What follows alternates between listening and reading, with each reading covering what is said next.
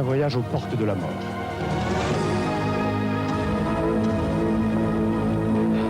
Nous sommes le 20 octobre 1980 dans la banlieue parisienne. Monsieur et Madame Bianchi viennent de dîner avec des amis au restaurant. Ils vont raccompagner Pascal, un ami de leur fils, qui habite près de chez eux.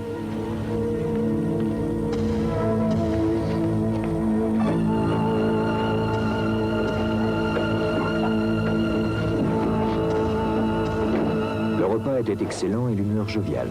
Les Bianchi sont ravis de l'agréable soirée qu'ils viennent de passer.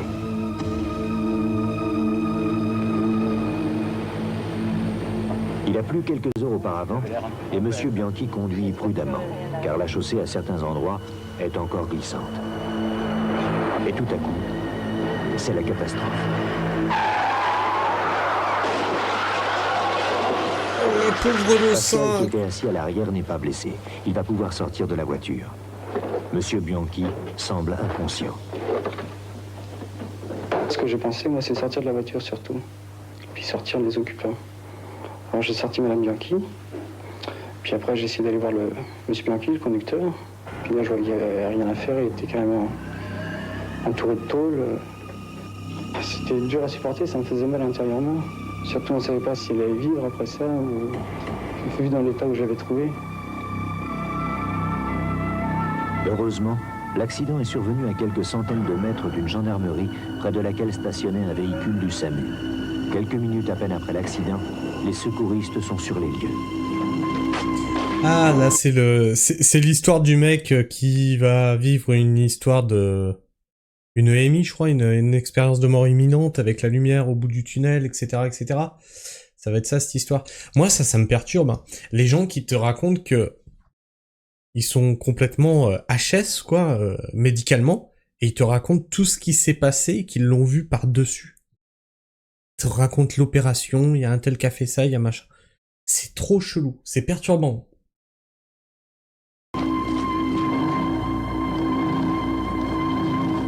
Madame Bianchi semble gravement blessée et Pascal est très inquiet. Bougez les jambes. Allez, il faut réagir un peu. Bougez cette main, il faut réagir un peu. Tout le temps après, il y a le SAMU, les pompiers, les gendarmes qui sont arrivés. Madame Bianchi a parlé un petit peu. Puis c'était très vite en fin de compte, hein. J'ai pas eu le temps de voir. Ok Mike, bah tu vois, ça me paraissait pas aussi récent. Madame Bianchi est emmenée en ambulance et c'est sur le chemin de l'hôpital qu'elle va vivre une expérience extraordinaire. Un voyage fantastique. Serrez-moi la main là. Serrez-moi la main.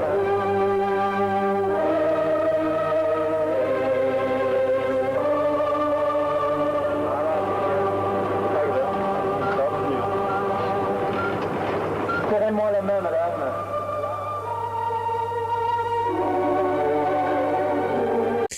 Et de toute façon, là, vous êtes tous en train de parler de la guerre froide. Mais la guerre froide, qu'on se mette bien d'accord. On est bien d'accord que c'est une guerre commerciale entre vendeurs de congélos. On parle bien de la même chose, hein.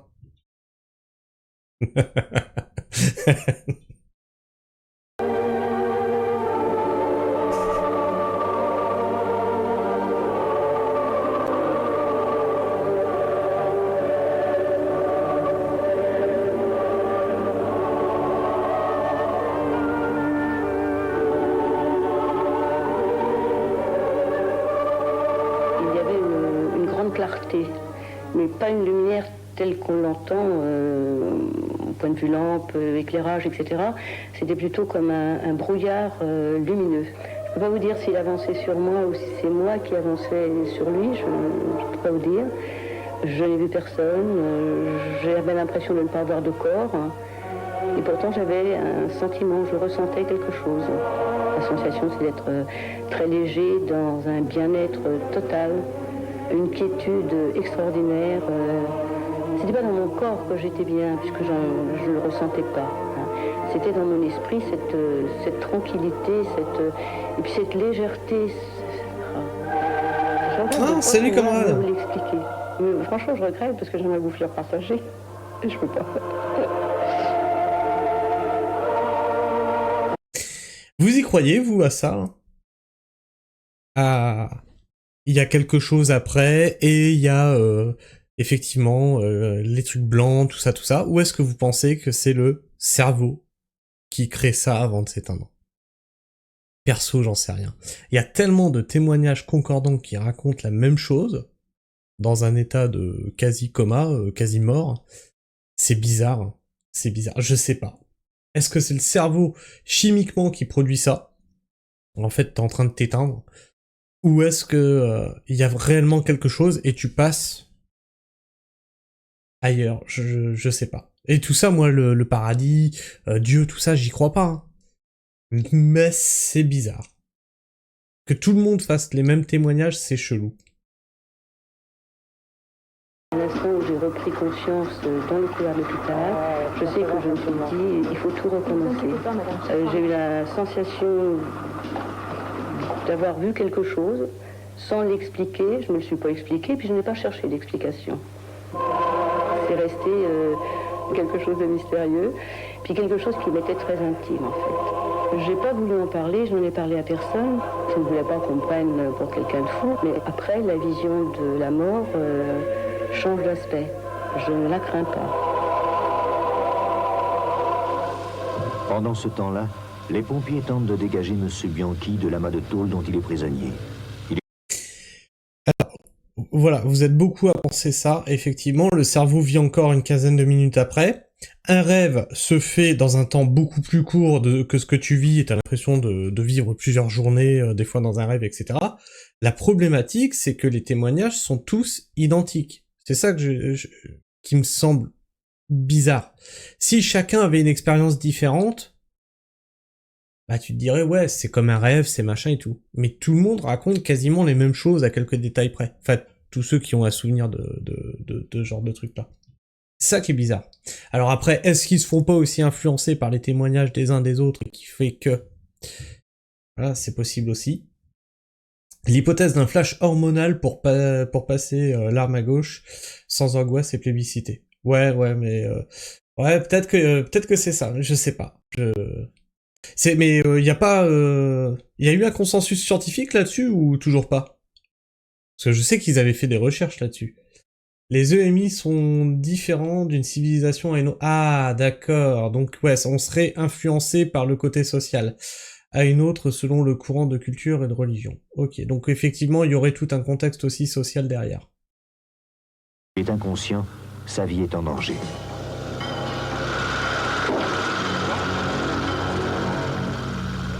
Et pourtant, lui aussi est en train de vivre une chose merveilleuse. Quel est ce brouillard lumineux vers lequel il semble s'avancer? Il ne ressent plus aucune douleur. Il glisse calmement vers cette lumière qui l'attire.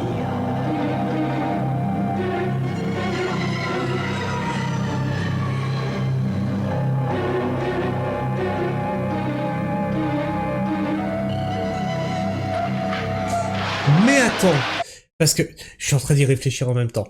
Parce que, ok, ça change suivant l'endroit du globe où tu es par rapport aux histoires sociétales de ce bout de territoire. Mais, pour faire cette réaction et avoir cette hallucination, on va appeler ça hallucination, donc nous, ça serait le tunnel, voilà, et dans d'autres contrées, autre chose, ça voudrait dire que le cerveau sait qu'il est en train de mourir.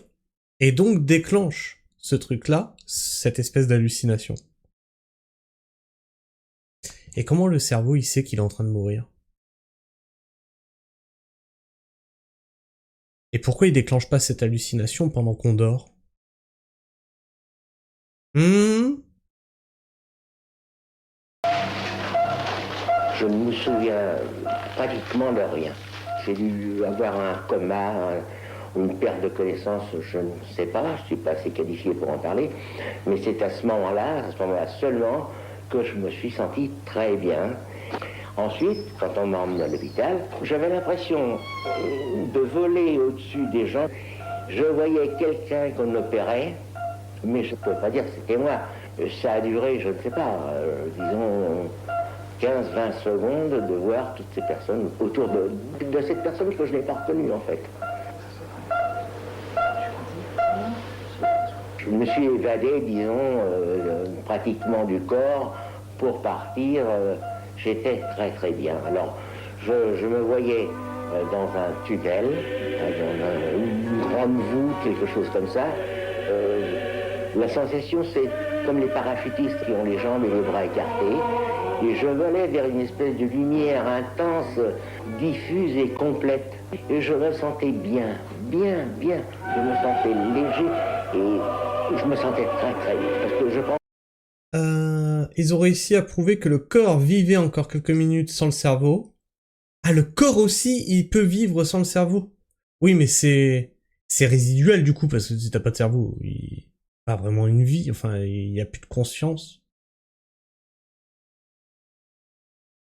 Est-ce qu'ils voient tous la même chose parce que c'est pareil pour tout le monde, ou est-ce que... Ah, attends. Ou est-ce parce que tout le monde a entendu parler d'histoires du genre? Ouais, bah c'est ce que je disais, ouais, tu es aussi influencé par ce que tu as entendu, c'est possible aussi. Est-ce que les animaux vont aussi au paradis? Déjà, moi, le paradis, j'y crois pas. Les humains sont des animaux, donc si on va par là, la réponse est oui. Bah, ouais, c'est pas con. Ah, vous êtes déjà On a une période de lucidité qui peut durer de 24 heures à une dizaine de jours avant la mort. T'es sérieux? Attends, mais c'est presque flippant ce que tu es en train de me dire, là. Et les médecins ne savent pas l'expliquer. Si ça c'est vrai, c'est flippant, ça veut dire que tu es encore conscient. Ça veut dire que tu es encore conscient, mais tu es en train de décéder. C'est trop bizarre. Bah bonne nuit, Siralf. Bonne nuit. Ma mère a fait une EMI et elle décrit la lumière apaisante et une sensation de coton. Ouais, c'est ça qui est bizarre, c'est que les témoignages sont tous pareils, mais bon. On a dit plus haut que suivant les régions du monde et la culture, ce truc-là changeait aussi. Je pensais que ce bout de tunnel allait m'amener voir mon fils que j'avais perdu il y a quelque temps. Et je pensais que j'allais vers lui. Et mais je vous assure, on est très bien. Sincèrement, j'ai pas l'impression d'avoir rêvé. C'est une sensation que j'ai ressentie profondément. C'est éblouissant. Vous vous sentez léger, bien, je ne sais pas, je ne peux pas l'expliquer. Ce qui est incroyable, c'est mais en même temps, si ton cerveau déclenche des trucs hormonaux et que tu te manges un espèce de shoot mais puissance 1000, ouais, t'as pas l'impression de rêver, c'est sûr. Mais tu es en train de planer en fait. Bianchi ne sont pas les seuls à avoir vécu cette merveilleuse expérience au seuil de la mort. Des centaines de personnes ont fait et décrit un voyage identique. Les époux Bianchi ont vécu une sortie du corps, le passage dans un tunnel, la perception de lumière, la présence... Ah bah, Fanny, c'est tout le problème avec Mystère, hein, c'est que c'est que des témoignages à chaque fois. C'est les caractéristiques les plus communes, donc et c'est pas dire essentielles de l'expérience au seuil de la mort. Il n'y a pas de... Voilà, c'est pas factuel. Un nombre important de personnes sont sorties de leur corps, sont allées la plupart du temps au plafond et observent ce qui se passe dans l'environnement immédiat, c'est-à-dire la salle de réanimation. Devant la multitude des témoignages, le corps médical commence à s'intéresser à ce mystère. Mais c'est génial ça. Tu veux dire que quand ils meurent, ils vont au plafond. Est-ce que c'est pas une autre façon de dire qu'ils s'envoient en l'air? Quand tu meurs, tu t'envoies en l'air. Désolé. Les époux Bianchi ont vécu un traumatisme grave et ils relèvent et révèlent une expérience intéressante, troublante. Il s'agit... De quoi? C'était Fran? Attends. Témoignage, le corps médical commence à s'intéresser à ce mystère. Les époux Bianchi ont vécu... Ah non, c'était encore avant, la meuf qui témoignait là. Oh non, elle ressemble pas du tout à Fran. Tu veux dire une nounou d'enfer? Elle ressemble pas du tout à une nounou d'enfer. De l'expérience au seuil de la mort. Tout comme M. Bianchi, un nombre important de personnes sont sorties de leur corps, sont allées la plupart du temps au plafond et observent ce qui se passe dans l'environnement immédiat, c'est-à-dire la salle de réanimation. Devant la multitude des témoignages, le corps médical commence à s'intéresser à ce mystère. Les époux Bianchi ont vécu un traumatisme grave.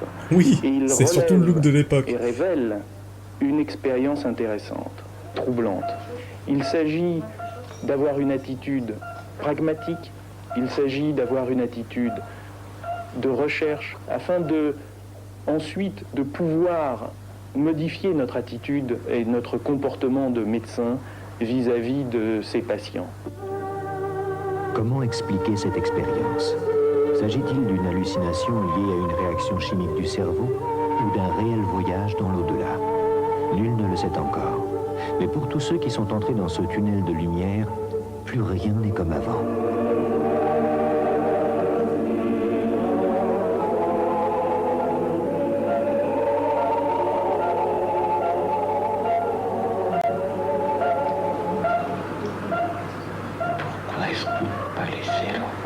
Au moment où je me suis réveillé, j'étais donc en réanimation. Je n'étais pas tellement content en fait. Et j'ai même dit, je crois que c'était la surveillance, j'ai dit vous auriez dû me laisser où j'étais tellement bien que vous auriez dû me laisser où j'étais.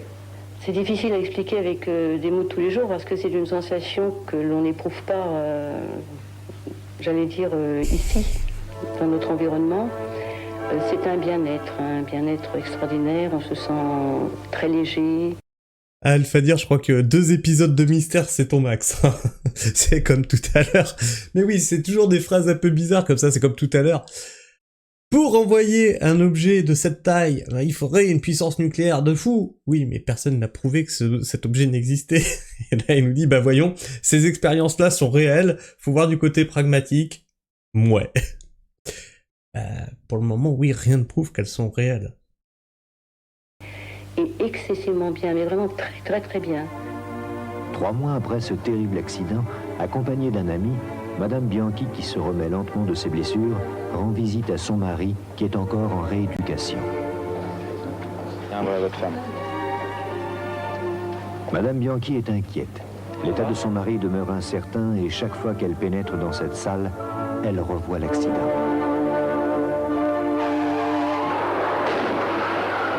Vous êtes sûr que ça va? Vous voulez pas vous asseoir? Non, c'est surtout pour lui que je m'inquiète. Monsieur Bianchi souffre de multiples fractures et la rééducation est difficile. Oh merde, ça me fait penser... On n'a pas fait la suite de Senawak, c'est l'émission là qui est en train de m'y faire penser. Parce que justement, lui, il explique ça autrement, et puis ça faisait rager aussi Alphadir, Senawak. On n'a pas fait la suite de Senawak, faudra que je le reprogramme ça aussi, avec l'immortalité quantique et tout et tout. Plusieurs fois, donc j'allais le voir régulièrement à la maison de rééducation. Et un jour, lorsque je suis arrivée, il était très très déprimé, il avait vraiment le cafard. On venait de lui annoncer qu'il devait subir une énième opération. Et sa première phrase a été « J'étais dans un endroit très bien, j'aurais voulu qu'on m'y laisse, j'aurais voulu y rester ». Et alors, à ce moment-là, bon, j'ai dit « Mais quel endroit ?» Je te jure, si je devais rester estropié, j'aurais préféré rester là-haut. J'étais bien là-haut. C'était comment là-haut? Au Et plafond. c'est ce jour-là que Monsieur et Madame Bianchi comprennent qu'ils ont vécu la même expérience après la collision. Avec émerveillement, ils vont se raconter les détails de ce périple étrange qui leur a laissé un souvenir éblouissant. Même vivre la même expérience ne veut pas dire qu'il y a quelque chose de surnaturel. Explication. Je me réveille en pleine nuit. Plus moyen de respirer. Plus moyen de sortir un son. Comme si quelqu'un était en train de m'écraser la gorge, mais à fond. C'est-à-dire que il n'y a plus rien qui rentre, plus rien qui sort. Plus moyen d'appeler à l'aide ni quoi que ce soit. Ça dure quelques secondes. J'arrive à reprendre ma respiration. J'étais à 2 doigts de tirer Sabrina pour l'appeler au secours. J'arrive à reprendre ma respiration, je me calme, je me recouche, je me rendors. Je me suis dit, tu sais, j'ai fait une paralysie du sommeil, ou tu vois, une connerie comme ça. Je raconte ça le lendemain matin à Sabrina, elle me dit, c'est pas vrai. Toi aussi, tu l'as fait? Mais vraiment l'impression que t'as quelqu'un qui t'étrangle. Elle me dit, c'est pas vrai, toi aussi, tu l'as fait? J'ai eu la même chose la semaine dernière. Surnaturel, d'après vous? Non, c'est pas une paralysie du sommeil.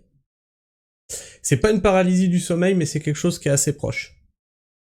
C'est une contraction laryngo, etc. Bref, il y a un nom pour... c'est toute une contraction de la gorge qui est liée à du stress. C'était au début quand on mettait l'entreprise en place. Qui fait que bah, tu contractes ça pendant la nuit et t'as vraiment une sensation qu'on t'étrangle. Mais c'est en fait tous tes muscles qui sont en train de se contracter qui t'empêchent de respirer. Donc ça n'a rien de surnaturel, c'est juste qu'on était tous les deux dans la même période de stress à ce moment-là, et nous arrivait le même symptôme. C'est tout. Il n'y a pas de fantôme, il n'y a rien de surnaturel, c'est juste ça.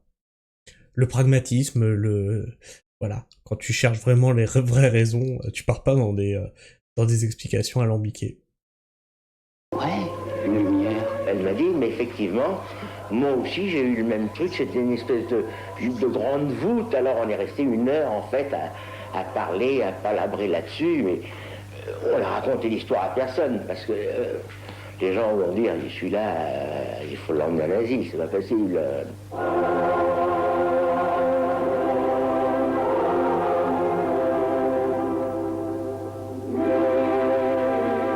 Par hasard, il y a peut-être un mois, j'ai appris que nous n'étions pas les seuls. Au contraire, il y avait pas mal de gens.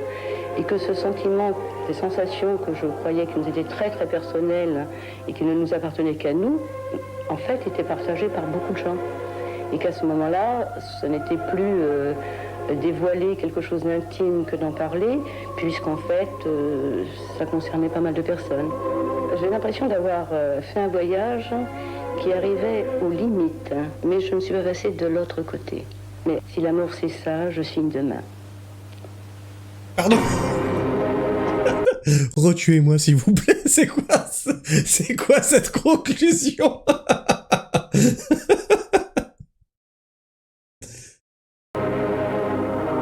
Où sont-ils allés? Qu'y a-t-il au bout de ce tunnel? Là est le véritable mystère.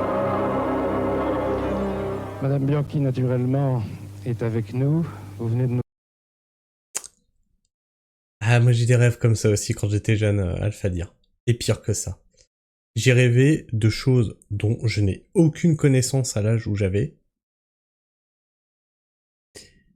Je me réveille le matin, j'en parle à ma mère, je lui dis écoute, c'est bizarre, j'étais dans une église, je ramassais des petites statuettes, et à un moment j'en ramasse une, donc je lui décris la forme de la statuette, machin et tout, et je regarde en dessous, c'était marqué Pan, P-A-N, tu vois, comme Pan, tu vois, j'ai pas fait le rapprochement, j'étais gamin. Et je les mettais dans une poche plastique comme ça, et au moment où je la mets dans la poche plastique, l'église prend feu. C'est ça qui me fait penser à ça, c'est ton histoire de rideau. L'église prend feu. Donc dans mon rêve, tout le monde panique, chaos total, les gens s'écrasent les uns les autres, d'autres restent bloqués dans l'église en feu. Moi j'essaye de partir dans l'autre sens, tu vois, pour pas aller dans la foule. Je me prends les pieds dans les rideaux, dans des gros rideaux vachement lourds, tu vois, les espèces de moquettes de l'époque médiévale, j'imagine. Je m'enroule là-dedans, et du coup je suis pas touché par les flammes parce que le rideau me protège. J'en parle à ma mère le matin, elle cherche, tu sais, on avait les encyclopédies, c'est un vrai dieu qui existait, et Pan, P-A-N, c'est le dieu de la panique. Tout correspond dans le rêve en fait. Le fait que c'est un ancien dieu, donc avant le monothéisme, etc. J'avais 8 ans. J'ai jamais entendu parler de ça. Vous dire, j'ai eu l'impression d'aller jusqu'à une certaine limite, de ne pas aller au-delà. Certaines personnes qui ont vécu ces expériences de mort imminente, comme on dit, disent je suis déjà mort une fois. Vous, ça n'est pas votre cas. Mais est-ce que vous vous souvenez si vous êtes revenu en quelque sorte de votre plein gré, volontairement, ou est-ce qu'on vous l'a imposé? Comment ça s'est passé ce moment précis? Comment ça s'est passé?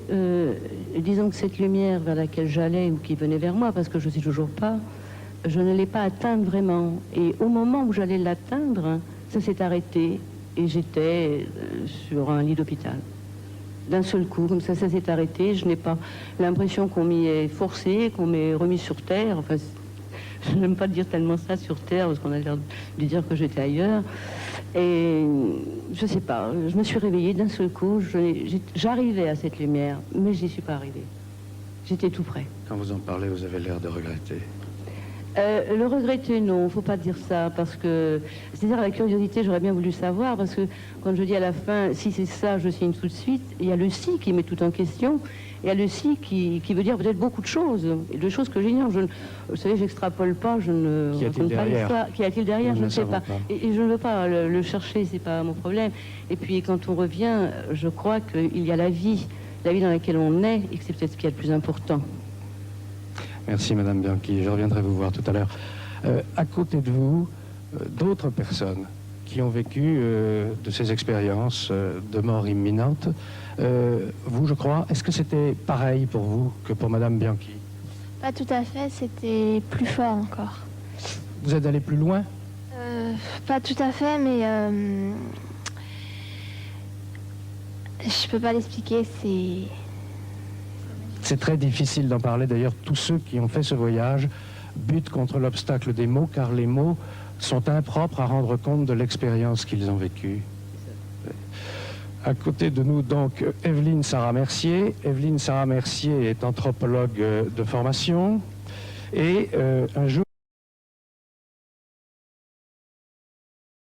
Tu sens le truc qui pue là? Elle est anthropologue de formation. Elle est pas anthropologue. Elle a fait une formation, c'est tout. Oula. Elle a décidé de créer Jans France. Alors Jans, ça veut dire Association internationale pour l'étude de la mort imminente. Et puis à côté de nous aussi, le docteur Maurice Abilène, que nous avons invité parce qu'il a été l'un des premiers à créer en milieu hospitalier ce que l'on appelle un service d'accompagnement des mourants. Maurice Abilène? Oui, moi je crois tout à fait que ces expériences-là nous donnent une idée, je dirais pas un peu nouvelle, mais quand même, de l'instant de la mort. On avait, comme vous dites, auparavant le sentiment qu'il y avait le moment de la mort, l'arrêt. D'ailleurs, dans l'histoire de la médecine, le moment de la mort a changé, l'arrêt du cœur, l'arrêt du souffle, l'arrêt du cerveau, etc. Mais probablement, ces expériences-là nous montrent que, au moins pour les gens qui les ont vécues, et pour probablement une quantité de morts, la mort s'étale sur un certain temps. Et on entre dans la mort, probablement, et plusieurs fois dans l'émission, le mot a été prononcé, il y a une sorte de point de non-retour. Et quand on est passé au-delà, on est mort, effectivement. Et la personne, bien sûr, n'en est revenue. Et personne n'en est revenu à ce moment-là.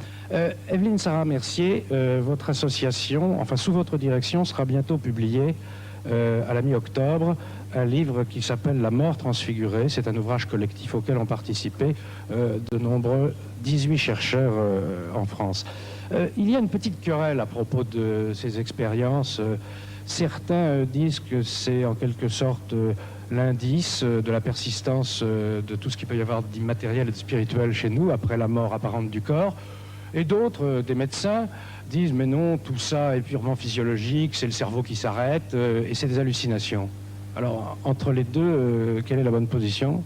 Ni l'une ni l'autre. Je crois qu'il faut être un peu plus compliqué que ça. Il y a forcément une partie physiologique. On est des êtres de chair, donc forcément il y a un substrat physiologique, il y a des déclencheurs physiologiques. Ces personnes sont en état de mort imminente, donc il y a un dysfonctionnement. Mais est-ce que c'est vraiment un dysfonctionnement ce qui se passe à ce moment-là? Est-ce que c'est vraiment pathologique? Ça, sûrement pas. Quant à extrapoler à un au-delà, c'est-à-dire à la sortie du corps définitif d'une entité immatérielle comme ça se passe dans CN2, c'est une autre paire de manches. Merde, je l'ai mal jugé. Sa réponse est plutôt intelligente et plutôt intéressante. C'est peut-être pas ni spirituel, ni peut-être un mélange des deux, ouais. Bah oui, parce que quand tu crois pas en l'au-delà, du coup, comment ça se passe? Nous sommes au milieu, si vous voulez. Je voulais dire un mot pour aller dans le sens de ce que vous disiez. Je crois que, enfin, pour ma part, j'ai tiré beaucoup d'intérêt de ces expériences-là vis-à-vis de mes malades, des malades dont j'avais en charge, et qui étaient aux confins de la mort. Plusieurs fois, j'ai entendu des malades me dire « j'ai peur de ce qui va arriver ». Non, sans déconner. C'est-à-dire que je m'occupe de mourants. Et les gens ils me disent « j'ai peur ». Sans deck. Non. Ah non, moi je suis ravi. Ah putain, j'avais trop envie d'y être quoi. C'est quand du coup? Ah, je suis pressé. J'ai hâte. Non mais sérieux. Mais oui, les gens vont mourir, bien sûr qu'ils ont peur, mais enfin. Vous êtes médecin, monsieur? Mais enfin, c'est n'importe quoi. Oui, est-ce qu'il y avait de la farine Kiki dans le premier épisode? Oui, à la fin, ils l'ont sniffé. Il y a un mec qui parlait avec des plantes. Si. Qui se passe, comment ça se passe.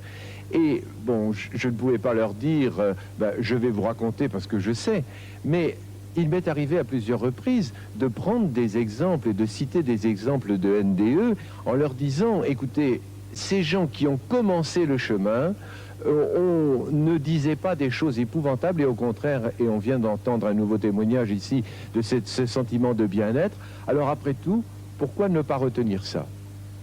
Quand on écoute ces témoignages, on a envie de se dire Dieu que la mort est douce, Dieu que la mort est belle. Vous vous rendez compte de cette responsabilité à l'égard Mais non des mais non là enfin... Mon Dieu, c'était une autre époque. tentatives de suicide, par exemple? Oui, mais là, c'est une vue aussi un petit peu simpliste, en fait.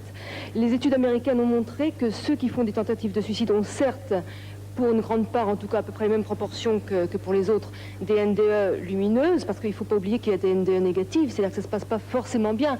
On a peu de rapports de NDE infernal, mais il en existe quand même. Mais leur message, c'est pas ça. Leur message, c'est que ce qui est important, c'est la vie, c'est de faire ce qu'on a à faire sur Terre, c'est-à-dire d'accomplir sa mission qui peut être toute simple, hein, c'est pas forcément quelque chose de compliqué. On a vu que non seulement ces expériences, bien sûr, sont très traumatisantes, mais que dans bien des cas, ceux qui en sortent sont profondément modifiés, et même modifiés au point, pour certains, pas pour tous, au point d'avoir des facultés, disons, carrément paranormales, des dons de télépathie, de voyance.